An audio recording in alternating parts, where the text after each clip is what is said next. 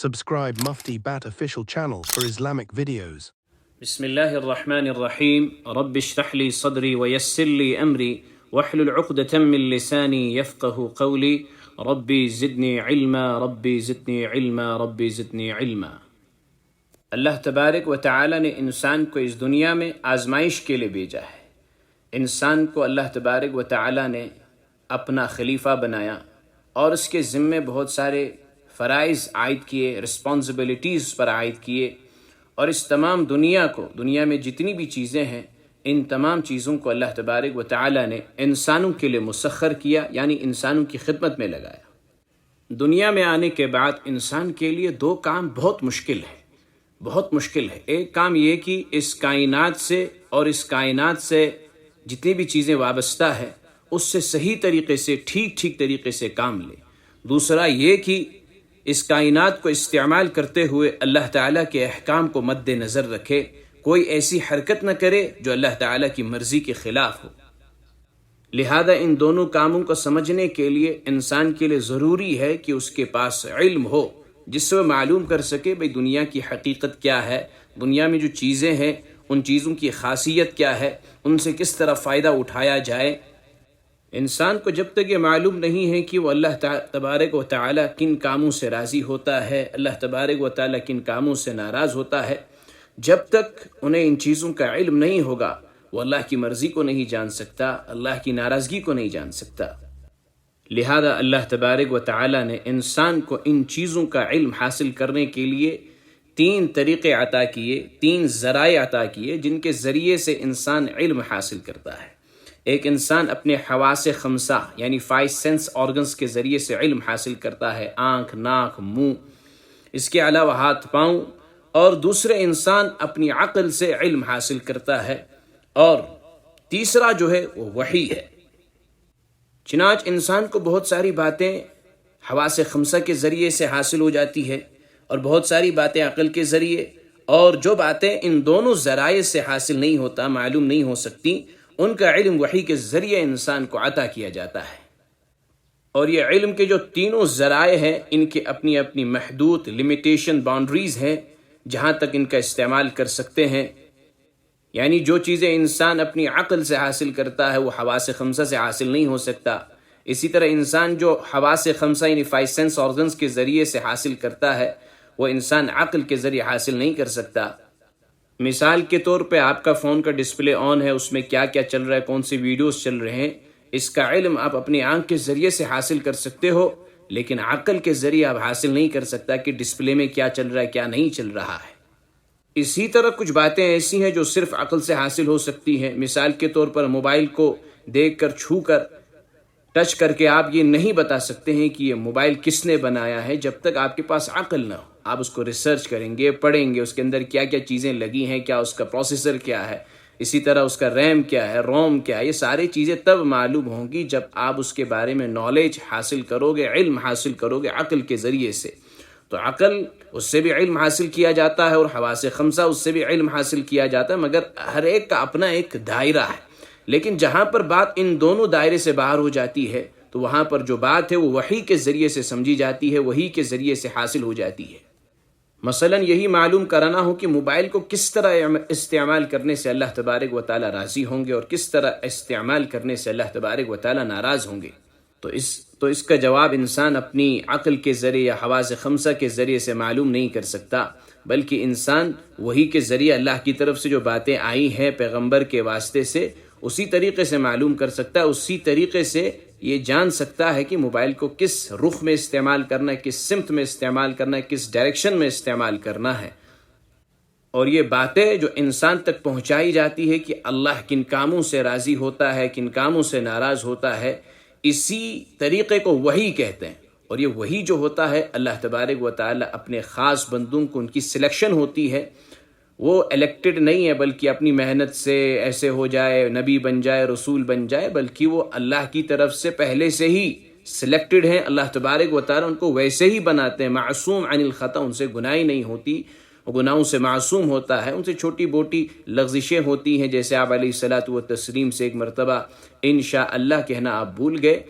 تو اس طرح کی چھوٹی موٹی جو ان کے شان میں لغزش ہے لیکن حقیقت میں کوئی گناہ نہیں، کوئی لغزش نہیں ہوتی ہے، تو اللہ تبارک و تعالیٰ ایسے بندوں کا سلیکشن کرتے ہیں، پھر ان کے دلوں میں ایسی ایسی باتیں ڈالتے ہیں، یا باضابطہ جبریل علیہ الصلاۃ والتسلیم کو ان پر نازل کرتے ہیں، وہ اللہ کی طرف سے احکام لے کر آتے ہیں، اللہ کی طرف سے پیغام لے کر آتے ہیں، اللہ کی طرف سے آرڈرز لے کر آتے ہیں اور نبی کو بتاتے ہیں، پھر نبی اپنی امت کو بتاتے ہیں۔ تو لہذا اس دنیا میں کامیابی اور ناکامی کا جو سب سے بڑا مدار ہے، جس پر علم حاصل کرنے کا سب سے بڑا مدار ہے، وہ وحی کا ذریعہ ہے۔ لیکن وہ لوگ جو اللہ کو ہی نہیں مانتے ہیں، اللہ کو ہی نہیں مانتے ہیں، وہ لوگ وحی کو تو بالکل ایکسیپٹ نہیں کریں گے، لیکن جو مسلمان ہیں، جن کو ان باتوں میں تردد ہے، شک ہے، تو آج کے دور میں یہ سمجھنا کوئی مشکل نہیں ہے۔ ایک بندہ کسی دنیا کے کونے میں بیٹھ کر فلاں کسی کونے میں وہاں پر مجمع کے اندر، اجتماع کے اندر ایک بندہ بیٹھا ہے، اسے فون کرتا ہے اور وہ فون اٹھاتا ہے، برابر اسی بندے کو فون جاتا ہے، تو وہ باتیں جو آپس میں ہو رہی وہ کوئی تیسرا آدمی نہیں سن رہا ہے، صرف وہ دو آپس میں باتیں کر رہے ہیں اتنے کلومیٹرز کے ڈسٹنس ہونے کے باوجود۔ تو وہی بھی ایسی چیز ہے، وہ اللہ کی طرف سے ہوتا ہے، صرف وہ بندہ سن سکتا ہے، وہ بندہ سمجھ سکتا ہے جس کو اللہ نے نبی بنایا ہو، جس کو اللہ نے لوگوں میں سلیکٹ کیا ہو اپنی بات، اپنا پیغام پہنچانے کے لیے، دنیا میں زندگی کیسے گزارنا ہے یہ بات بتانے کے لیے۔ ایسا تو نہیں ہو سکتا کہ اللہ تبارک و تعالیٰ انسانوں کو پیدا کر کے یوں چھوڑ دیا ہو۔ اللہ تبارک و تعالیٰ جس نے اتنی بڑی کائنات بنائی، سورج بنایا، ستارے بنائے، اسی طرح آسمان، زمین، سیارے، جو انسان اپنے دماغ میں تصور نہیں کر سکتا، اتنی بڑی بڑی مخلوقات کو اللہ تبارک و تعالیٰ نے پیدا کیا۔ پھر ان تمام چیزوں کو پیدا کرنے کے بعد انسان کو اللہ دنیا میں یوں چھوڑ دے، اسے پتہ ہی نہ ہو کہ دنیا میں ہم کیوں آئے، کس لیے آئے ہیں، وجہ ہی نہیں پتہ ہو، یہ تو ہو نہیں سکتا۔ یہ بات اس طرح سمجھ میں آئے کہ جیسے کوئی باس ہے، کوئی مالک ہے، وہ اپنے نوکر کو، اپنے غلام کو، اپنے ملازم کو کہیں بھیج دے اور کہہ دے کہ فلاں جگہ جانا، لیکن بھیجنے کے ساتھ ساتھ یہ نہیں بتائے کہ وہاں جا کے کرنا کیا ہے،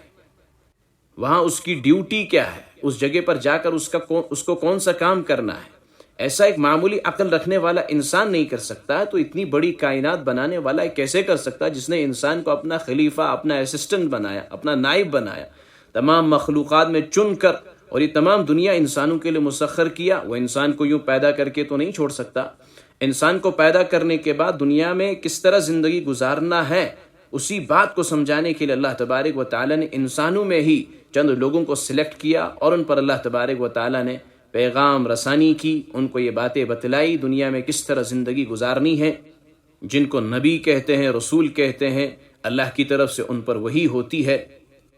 جسے مرنے کے بعد کیا ہوگا، قبر کا عذاب ہے، جنت ہے، جہنم ہے، ایک دنیا ختم ہو جائے گی، اللہ کے یہاں حساب و کتاب ہوگا، اچھے لوگ، نیک لوگ جنت میں اللہ کے فضل سے جائیں گے، جنہوں نے اللہ کا انکار کیا، برے لوگ، فاسق لوگ، مجرم لوگ جہنم میں چلے جائیں گے۔ یہ ساری باتیں انسان اپنی عقل سے حاصل نہیں کر سکتا، یہ باتیں اللہ تبارک و تعالیٰ نے پیغمبر کے واسطے سے انسانوں تک پہنچایا تاکہ وہ اس بات کو سمجھ لے دنیا میں ہم یوں ہی پیدا نہیں کیے گئے۔ تو یہ وحی کا جو علم حاصل کرنے کا ذریعہ ہے، یہ سب سے سٹرانگ اور سب سے مضبوط ہے۔ اس پر انسان، ایک مسلمان، سچا مسلمان، آنکھ بند کر کے یقین کرنا چاہیے کہ جو باتیں نبی نے کہی، رسول نے فرمایا، وہ تمام باتیں سچی ہیں، کیونکہ وہ اللہ کی طرف سے سلیکٹڈ ہیں، اللہ کی طرف سے منتخب شدہ ہیں، ان کے باتوں میں ذرہ برابر شک نہیں ہو سکتا۔ ان پر جو باتیں القاء کی جاتی ہے، ان پر جو باتیں اللہ کی طرف سے بھیجی جاتی ہے، وہ سارا کا سارا وہی ہے، اور دین کا جو اکثر علم ہے وہ وحی پر ڈیپینڈ کرتا ہے۔ لہذا جو مسلمان وحی کو ہی نہیں مانے تو وہ کیسا مسلمان؟ قرآن پاک جو ہے یہ بھی وحی کے ذریعے اللہ تبارک و تعالیٰ نے آپ صلی اللہ علیہ وسلم پر وقتاً فوقتاً نازل کیا۔ آپ صلی اللہ علیہ وسلم پر وحی ہوتی تھی۔ آپ صلی اللہ علیہ وسلم آخری نبی اور رسول، خاتم النبیین، خاتم المرسلین، آپ کے بعد کوئی نبی آنے والا نہیں ہے، تو لہذا وحی کا آنا آپ صلی اللہ علیہ وسلم پر ختم ہوا۔ آپ کے دنیا کے جانے سے ہی اب وحی کا سلسلہ ختم ہو چکا ہے، رک چکا ہے۔ اب کسی انسان پر نہ وحی نازل ہوگی اور نہ اس کی ضرورت ہے۔ حضرت صلی اللہ علیہ وسلم پر مختلف طریقوں سے وحی نازل ہوتی تھی۔ صحیح بخاری کی ایک حدیث میں اما عائشہ رضی اللہ تعالی عنہ فرماتی ہیں کہ ایک مرتبہ حضرت حارث بن ہشام رضی اللہ تعالی عنہ نے حضور صلی اللہ علیہ وسلم سے پوچھا کہ آپ پر وحی کس طرح آتی ہے؟ تو آپ صلی اللہ علیہ وسلم نے فرمایا کہ کبھی تو مجھے گھنٹی کی سی آواز سنائی دیتی ہے، اور وحی کی یہ صورت میرے لیے سب سے زیادہ سخت ہوتی ہے۔ پھر جب یہ سلسلہ ختم ہوتا ہے تو جو کچھ اس آواز نے کہا ہوتا ہے مجھے یاد ہو چکا ہوتا ہے، اور کبھی فرشتے میرے سامنے ایک مرد کی صورت میں آ جاتا ہے۔ اما عائشہ رضی اللہ تعالی عنہ سے روایت ہے کہ آپ صلی اللہ علیہ وسلم پر جب وحی ہوتی تھی تو سردیوں کے موسم میں، جاڑے کے موسم میں وحی کا سلسلہ جب ختم ہو جاتا تھا تو آپ صلی اللہ علیہ وسلم کی مبارک پیشانی سے پسینے سے شرابوار ہو چکی ہوتی، یعنی آپ صلی اللہ علیہ وسلم کے پیشانی پر پسینہ آ چکا ہوتا، یعنی وحی کا ہونا اتنا سخت ہوتا تھا، اتنا مشکل ہوتا تھا۔ مسند احمد میں ایک روایت ہے کہ بعض اوقات اس وحی کی ہلکی ہلکی آواز دوسروں کو بھی محسوس ہوتی تھی۔ حضرت عمر رضی اللہ تعالی عنہ فرماتے ہیں کہ جب آپ صلی اللہ علیہ وسلم پر وحی نازل ہوتی تو آپ صلی اللہ علیہ وسلم کے چہرے انور کے قریب شہد کی مکھیوں کی بنبناہٹ جیسی آواز سنائی دیتی تھی۔ تو یہ اس طرح وحی کی شکلیں ہوتی تھی آپ صلی اللہ علیہ وسلم پر، اور کبھی آپ صلی اللہ علیہ وسلم پر فرشتہ کسی انسانی شکل میں آپ صلی اللہ علیہ وسلم کے پاس آ کر اللہ کا پیغام پہنچا دیتا تھا، جیسے بخاری شریف میں وہ جو روایت مذکور ہے، اس روایت کو روایت جبریل بھی کہتے ہیں۔ حضرت جبریل علیہ السلام اللہ کے نبی علیہ الصلوۃ والتسلیم کے پاس انسانی شکل میں تشریف لائے، ایک دیہاتی، ایک بالکل سفر کر کے تھکا ہوا انسان کی شکل میں حضور علیہ السلام کے پاس تشریف لائے اور آپ سے چند سوالات کیے۔ جب حضرت جبریل علیہ السلام چلے گئے تو صحابہ نے عرض کیا کہ اس شخص کو ہم نے کبھی پہلے دیکھا نہیں تھا، یہ تو بالکل اجنبی معلوم ہوتا ہے اور بہت سفر سے تھکا ہوا معلوم ہوتا ہے، اور ایسا لگتا ہے کہ وہ آپ کو بہت اچھے سے جانتا ہے۔ تو حضور علیہ السلام نے فرمایا کہ وہ حضرت جبریل علیہ الصلوۃ والتسلیم تھے۔ جبریل علیہ السلام جب انسانوں کی شکل میں آتے تھے تو عموماً حضرت جبریل علیہ السلام مشہور صحابی حضرت دحیہ کلبی کی صورت میں تشریف لایا کرتے تھے، بعض اوقات کسی دوسری صورت میں بھی تشریف لائے ہیں، اور یہ شکل وحی کی آپ صلی اللہ علیہ وسلم پر آسان ہوتی تھی، آپ کے لیے مشکل نہیں ہوتا تھا۔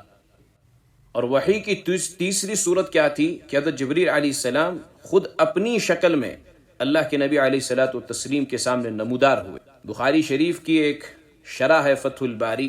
اس میں یہ بات لکھی ہے کہ ایک مرتبہ اس وقت جبریل علیہ السلام اپنی شکل میں حاضر ہوئے جب آپ صلی اللہ علیہ وسلم نے حضرت جبریل علیہ السلام کو دیکھنے کی خواہش ظاہر فرمائی تھی، اور دوسری مرتبہ معراج کے موقع پر، اور تیسری مرتبہ نبوت کے بالکل ابتدائی زمانے میں مکہ مکرمہ کے مقام اجیاد پر۔ پہلے دو واقعات جو ہے وہ تو صحیح سند سے ثابت ہے، البتہ یہ جو آخری واقعہ ہے کہ حضور علیہ السلام نے نبوت کے بالکل ابتدائی زمانے میں مکہ مکرمہ کے ایک جگہ جس کو اجیاد کہتے ہیں، اس جگہ پر حضور علیہ الصلوۃ والتسلیم نے حضرت جبریل علیہ السلام کو اپنی شکل میں دیکھا تھا۔ یہ واقعہ سندن کمزور ہے، لیکن جو بھی ہو جبریل علیہ السلام کی یہ شکل بھی تھی، یہ وحی کی یہ شکل بھی تھی کہ وہی خود جبریل علیہ السلام اپنی شکل میں اللہ کے نبی علیہ الصلوۃ والتسلیم کے سامنے نمودار ہوئے۔ اور وحی کے ایک صورت آپ صلی اللہ علیہ وسلم سے پیش آیا کہ آپ صلی اللہ علیہ وسلم براہ راست اور بلا واسطہ، یعنی بیچ میں کوئی نہیں تھا، کوئی میڈیم نہیں تھا، اللہ تبارک و تعالی سے اللہ کے نبی علیہ السلام نے ہم کلامی کی بات کی،